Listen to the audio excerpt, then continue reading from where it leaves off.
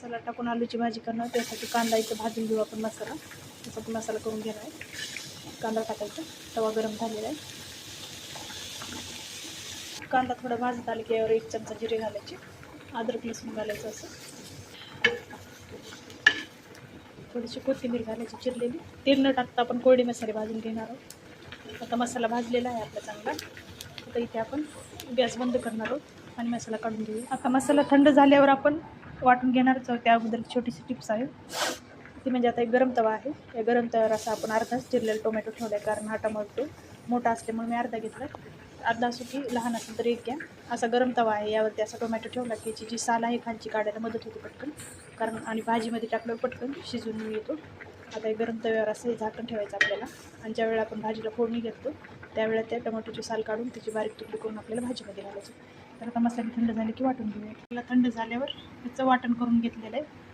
त्यानंतर इथं आपण थोडा काळा मसाला, हळद, लाल तिखट घेतलं, टमाट्याची साल काढलेली आहेत आपण इथं आणि बारीक चिरून घेतलं. 3 आलू शिजवून घेतली आणि अशी फोडी करून घेतली त्याची जरा जाडसर अशी.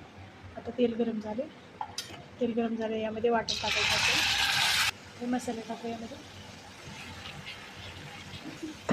आता टमाटर घालायचं. आपण 2 चमचे दही घेतले, दही घालायचं, मीठ घालायचं इकडे. आता या आलूच्या फोडी आपण शिजवून घेतलेल्या घालायच्या. थोडं शिजू द्यायचं याला, अर्धी वाटी पाणी घालून. तर तयार झालेली आपली इथं आलूची भाजी, मसाला थोडेसे घालून केली.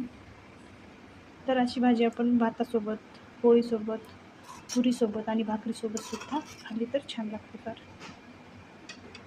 तर रेसिपी आवडली तर चॅनलला सबस्क्राईब करा, व्हिडिओला लाईक करा.